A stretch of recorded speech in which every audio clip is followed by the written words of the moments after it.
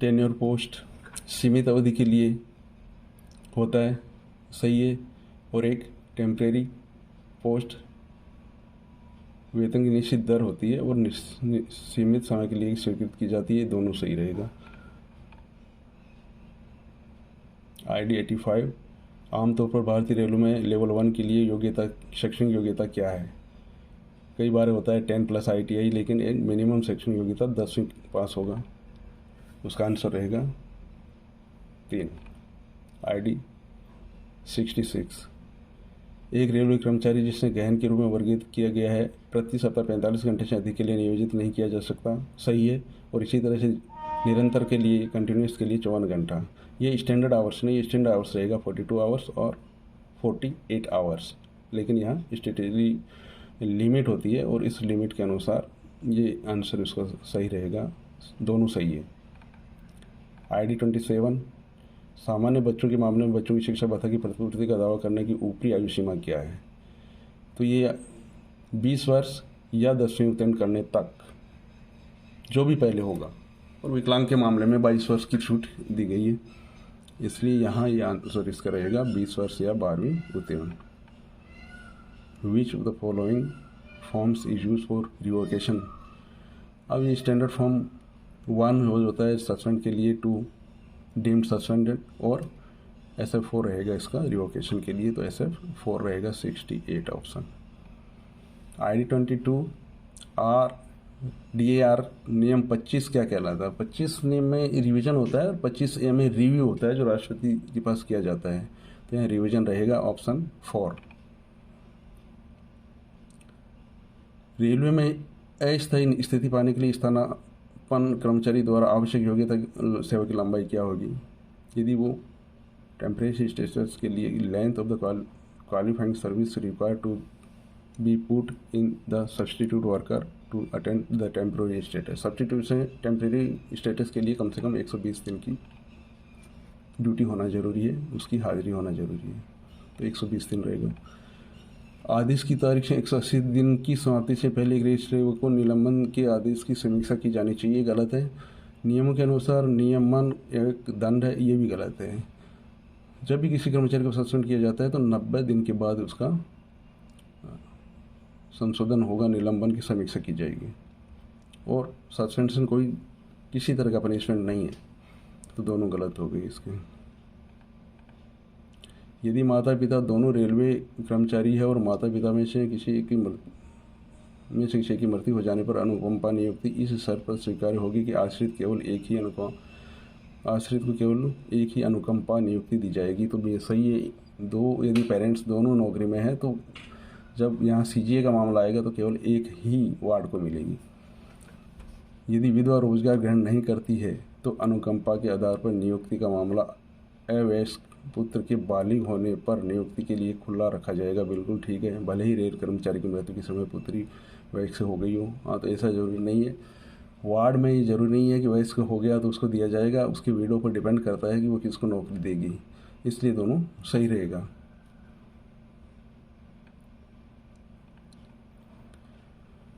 ID 37 चयन द्वारा अगले उच्च ग्रेड में पदोन्नति के लिए परीक्षण की तिथि के अनुसार तत्काल निचले ग्रेड में कम से कम 2 साल की आरक्षक सेवा पूरी करना आवश्यक नहीं है। बहुत ही इसको डीपली क्वेश्चन बनाया है परीक्षण की तिथि के अनुसार, तो यहाँ परीक्षण की तिथि के अनुसार 2 साल होना जरूरी नहीं है, पहला गलत हो गया, क्योंकि उसमें जब प्रमोशन दिया जाता है तो 2 साल की सर्विस होना जरूरी है, उसका सिलेक्शन के लिए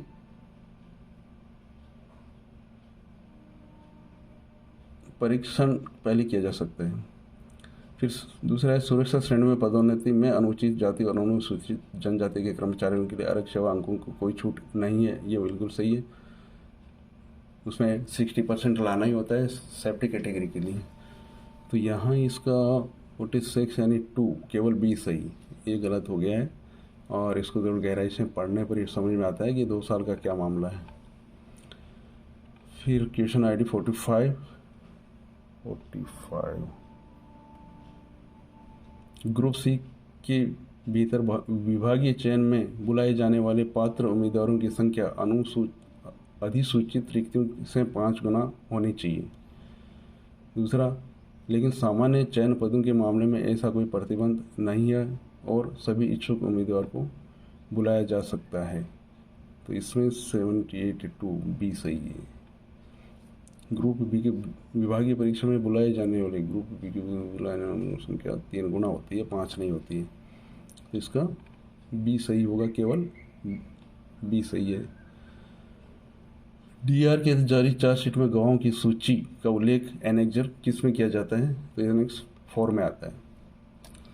4 ही एनेक्शन होते हैं और लास्ट में गवाहों की सूची जारी की जाती है, यानी एनेक्सर 4।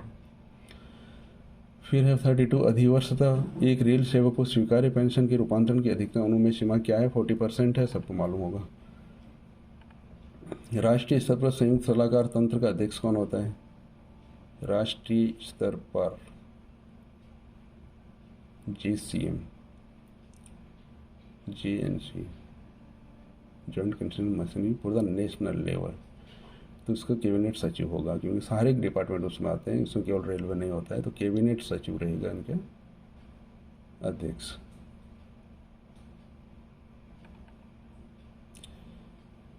आज की तारीख में केंद्र सरकार के कर्मचारियों को डीएस और सब कैलकुलेट करते रहते हैं, 42 है।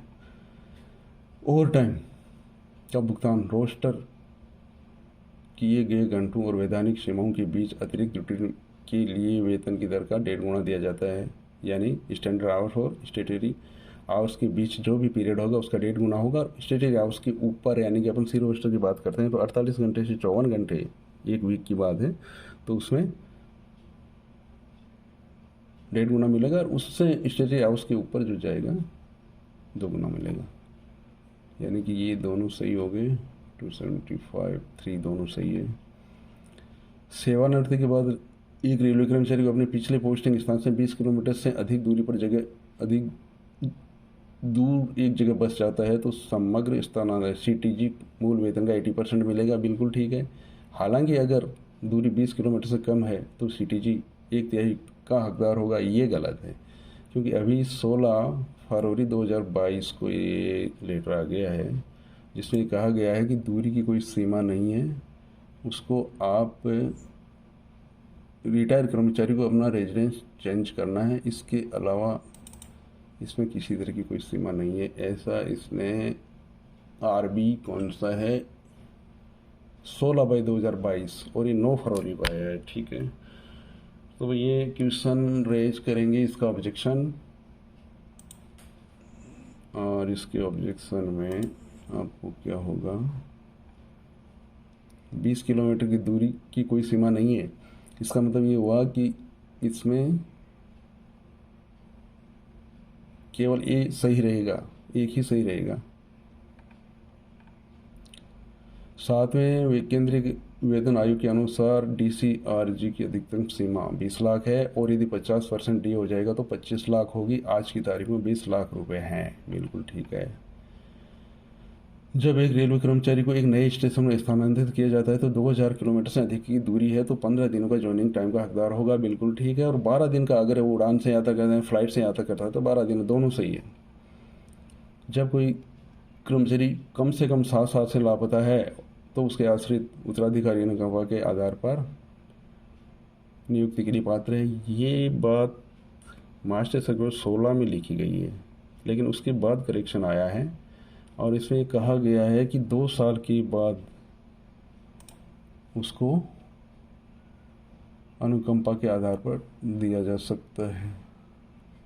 अब ये CGA का मामला है, ये मास्टर सर्कुलर है और इस मास्टर सर्कुलर 164 और 98 इसमें पॉइंट एटलीस्ट 2 ईयर्स ये लिखा है। 3 पैरा 3 का 1 जिसमें ये क्लियर किया गया है कि 2 साल ही उसकी नौकरी होगी और उसके बाद उसको अपॉइंटमेंट दिया जा सकता है। इसलिए ये इसका ऑब्जेक्शन रेज करने का समय आज 1 तारीख का 5 बजे तक है। तो जिनको ये लगता है कि हमारा आंसर गलत हो रहा है तो उसका ऑब्जेक्शन रेज करें। चलो, 7 सीमा महाप्रबंधक अनुमोदन से 1 वर्ष शिथिल किया जा सकता है, ये भी गलत है। इसका मतलब क्या हुआ, ये दोनों ही गलत है।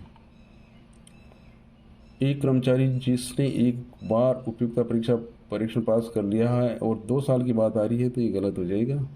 और दूसरा है उपयुक्तता परीक्षा में असफल होने वाले कर्मचारी को 6 महीने के अंतराल के बाद नए उपयुक्तता परीक्षा के लिए विचार किया जा सकता है। ये दोनों ही गलत होंगे इसमें। आगे आइए आप, भर्ती के अनुसूचित जाति जनजाति और पिछड़ा वर्ग ईडब्ल्यूएस आरक्षण प्रति क्षैतिज रहती है, ठीक है, ओरिजेंटल होती है। पीडब्ल्यूबीडी कर्मचारियों के लिए अपने कैलेंडर के भीतर पदोन्नति के लिए आरक्षण पोस्ट बेस आधार पर किया जाता है। ये दोनों सही रहेंगे। निम्नलिखित में से कौन से वर्ग के कर्मचारी गैर अभ्यास भत्ता प्राप्त करने के पात्र है? गैर अभ्यास नॉन प्रैक्टिसिंग अलाउंस केवल डॉक्टर को मिलता है, 20% है अभी। इसका मतलब ये हुआ कि आपका ऑप्शन 2 सही हो गया। निम्नलिखित में से किस कार्य वर्गीकरण को काम की जोरदार प्रकृति classification which is the following classification can be described as having a strenuous nature of the work causing mental physical straining.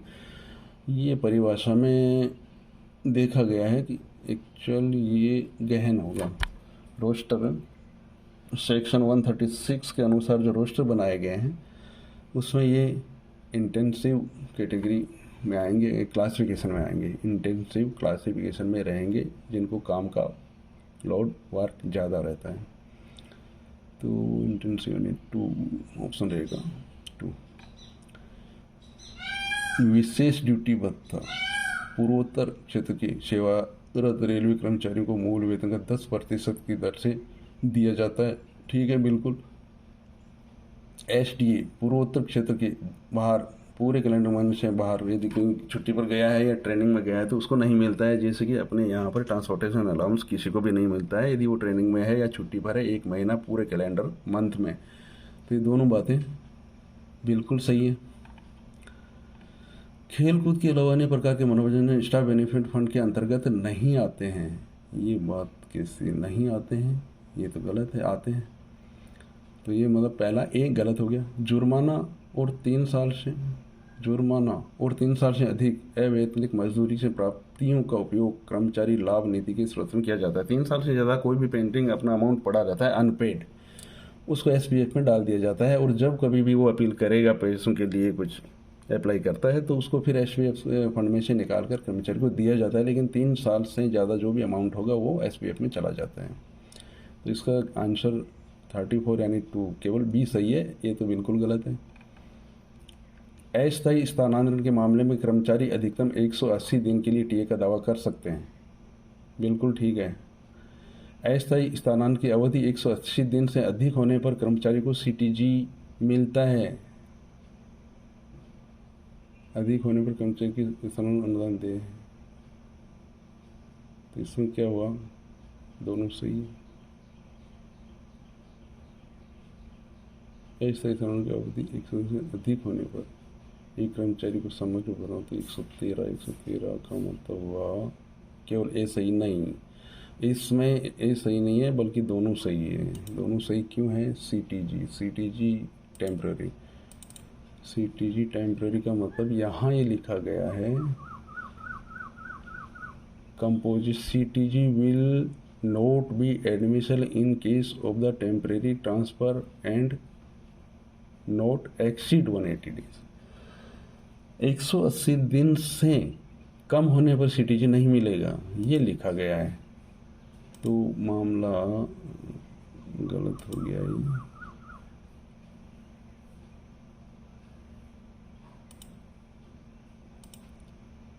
इस पोजिशन में उसको सीटीजी मिलेगा,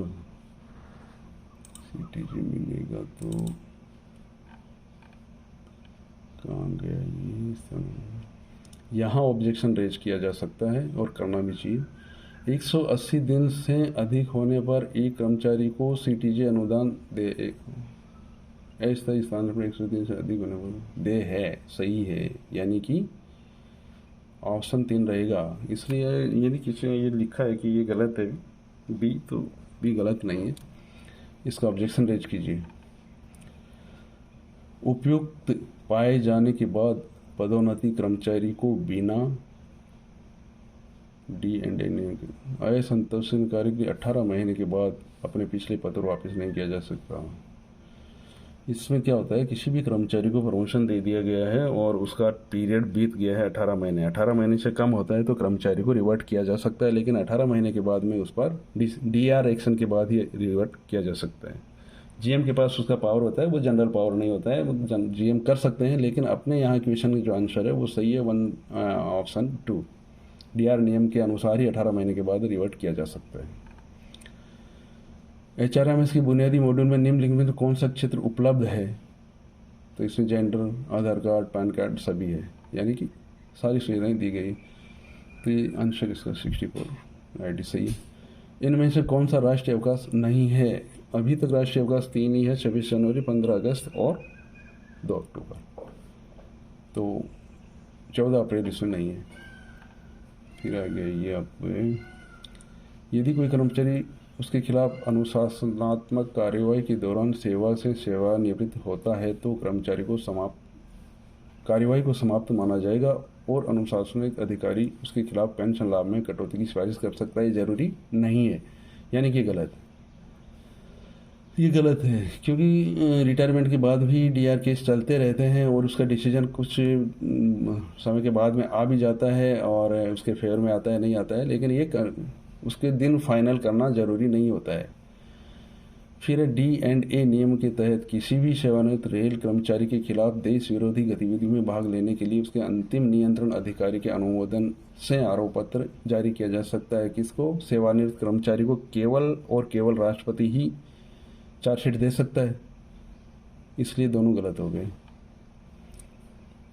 रेलवे को किस नियम के तहत सार्वजनिक उपयोगिता सेवा, railway has defined as a public utility service under 2, तो ये ID एक्ट 1947 है, यानी कि ऑप्शन 1।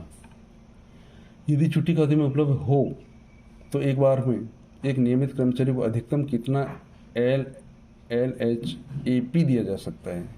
LHAP मैक्सिमम 24 महीने के लिए दिया जा सकता है, यदि उपलब्ध है तो। नहीं है तो कहाँ से देंगे? तो ये 24 सही है।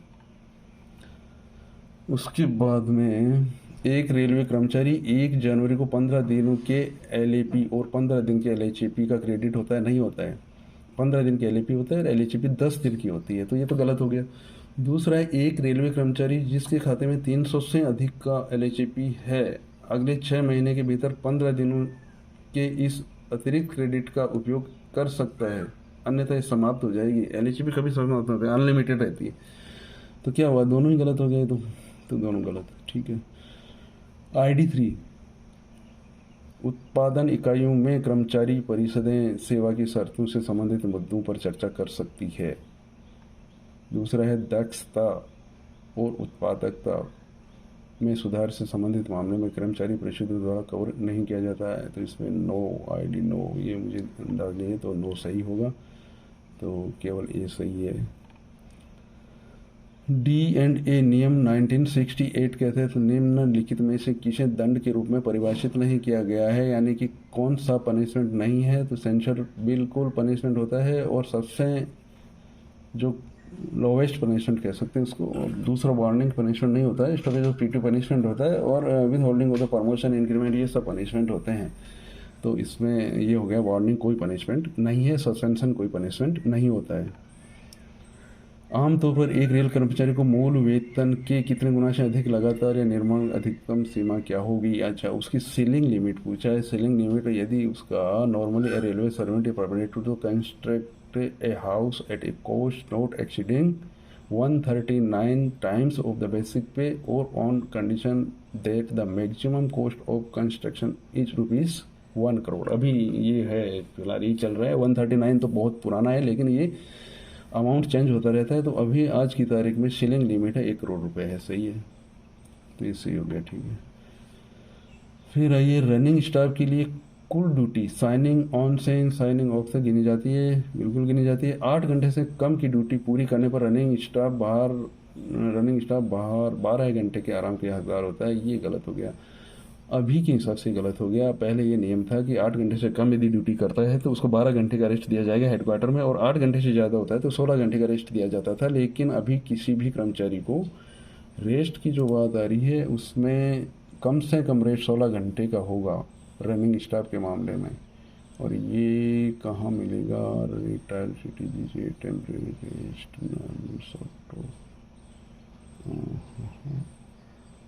इसमें रेस्ट का मामला है। रेस्ट का ये 17 जुलाई 2018 का लेटर है जिसमें कहा गया है, जिसमें ये कहा गया है 2018 17/7/18 में ये लिखा गया है कि अभी रेस्ट की जो बात आ रही है, और तो उस मामले में कम से कम 18 घंटे या 16 घंटे के बाद ही उसको बुक किया जाएगा। कुल मिलाकर ये रेज करने के लिए ये क्वेश्चन का ऑब्जेक्शन आपको रेज करना चाहिए, हमने भी किया है। तो यहाँ पर ये क्या हो जाएगा? 269 दोनों सही होंगे। कौन सा आ गया? 1 मिनट, दोनों सही होंगे इसमें। यहाँ 12 घंटे की जगह 16 घंटे होना चाहिए। ठीक है। केवल कौन कर सकता है? असाधारण परिस्थिति में एक रेट को 5 वर्ष से अधिक की छुट्टी स्वीकृत करने का अधिकार प्रेसिडेंट को है। सारे अधिकार ज़्यादातर प्रेसिडेंट को होते हैं इस टाइप। तो 5 वर्ष से अधिक की छुट्टी लेना है तो राष्ट्रपति ही छुट्टी स्वीकार करेंगे। चलिए।